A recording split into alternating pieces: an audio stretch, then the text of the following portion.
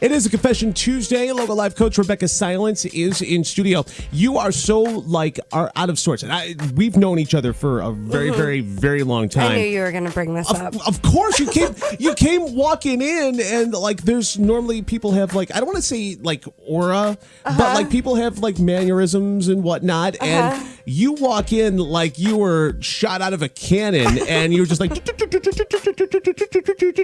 and I know it's because your daughter's away, and yes, obviously I'm I know not without my child ever. She's at a leadership adventure camp in Cheyenne, Wyoming. And it's a great experience for her. And it's hard for me to be away from her for 2 weeks. And it's not only that, but there's limited, she's not calling, she No, can't I can't call talk you. to her at all. There's no contact. Obviously, if there was an emergency, I would hear from the camp. Heather Steele, who does the Radiant Seminar with me, runs this camp. Very dear friend of mine, so I know she's in amazing hands. And I can't talk to her at all. Not at all. I would be going nuts right now. And it's driving her crazy. It would drive me crazy too if I can talk to my daughter at all the whole time that And she's gone. well, here's the thing, Rebecca, the 2 weeks leading up to it, she's almost been psyching herself out for it. She's like, okay, it's because she's gonna be gone for 2 weeks. I'm gonna my schedule, and I almost feel like I'm life coaching you through this. Yeah, I need a little coaching with her being gone. It's one of those, you're doing the right thing as a parent. But still, it sucks. It's an emotional stretch for me. Right. It'll be good all the way around, I'm sure. Okay, so what the best thing that can happen is stop by to Saranac Thursday. Rebecca's going to be part of the Kiss FM crew that's going to be pouring at the brewery. I have to stay busy. Of course. See, exactly. And she will be coming out afterwards. So keep her busy. That's yes. See, you're welcome. Thank you. You're very welcome. Confession Tuesday. Go to cnykiss.com. You can hear all of the backlogs, all of the back segments. They're all posted online at cnykiss.com. And you can tell us your story as well, and we'll help you right here on the radio. And of course, if you want to get in touch with Rebecca, inspiredresultscoach.com. Inspiredresultscoach.com. You can also like them on Facebook and follow them on Twitter as well. All right, you ready? Yes. Okay. Dear Rebecca, I'm getting married in 6 months, and I already know what dresses I want my bridesmaids to wear. My friends are attractive, but a few of them need to lose a little weight to fit into these dresses. I want my wedding to be absolutely perfect. I want to put them on a clean eating diet for the next few months so they can wear the dresses and feel great. Will my friends be offended if I ask them to eat better before the wedding? I really, really, really want them to wear these particular dresses. Should I ask them? Oh my goodness. Thank you for your email. The first thing I have to say about this for everyone is I do believe it's incredibly important that we think about how we would want to be treated in any situation. I have to think about how would I want to be treated before I'm taking on some of these more delicate issues in a relationship. So the first question I would ask you to ask yourself, listener, is how would I feel if I was in the bridesmaid's position? How would I feel if one of my dear friends told me that I needed to eat a certain way and look a certain way to be in her wedding? Now, if you feel as though you would be willing to accept that challenge, next step would be, are you willing for these ladies to back out? Are you willing to have, instead of the potential women you wanted in your wedding, are you willing to have just the size and shape that you're looking for at your wedding? But the wedding pictures are going to be great. And it's a real question. I'm not But I guarantee I guarantee that's part of the reasoning of it. sure. And you know what? I'm not saying that you're wrong either way. I just want you to consider that some of these ladies might absolutely get upset and want to not participate.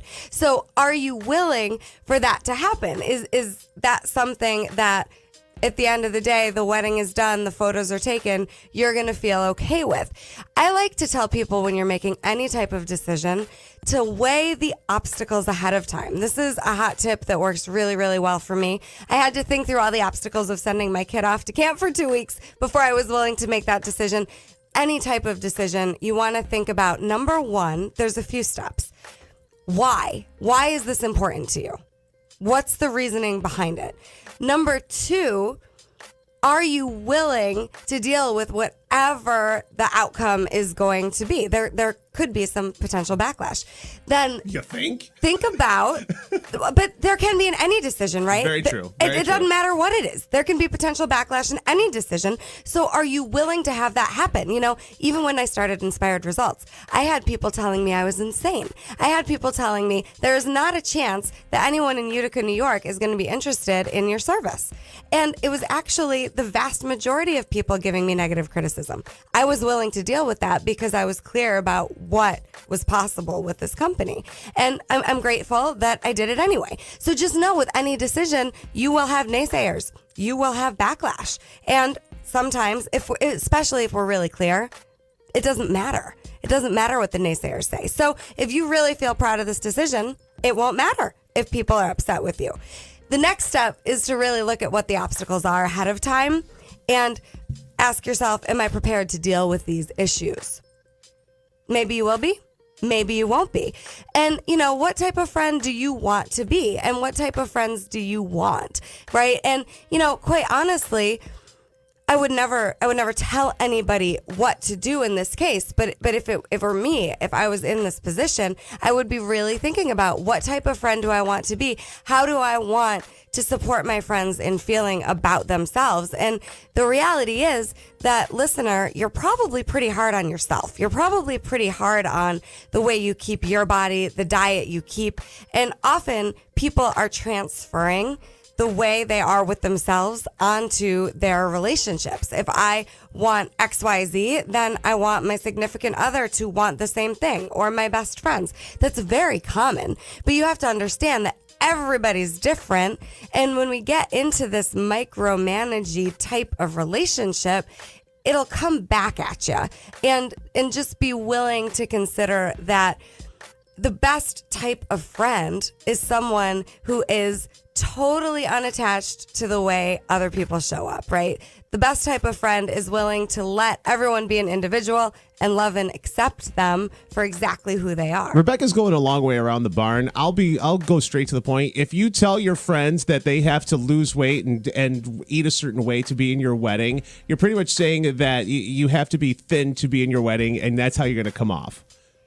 For this particular thing, if you go to your friends and say that's how you're going to come off, and you're probably going to lose some friends. Exactly. That cuts through the chase on that. This person, though, on the flip side, just to be devil's advocate, the friends probably know how she operates, right? I mean, you're all friends, so you're all friends for a reason. Right. And I'm just going to suggest that nothing anyone does is ever good or bad.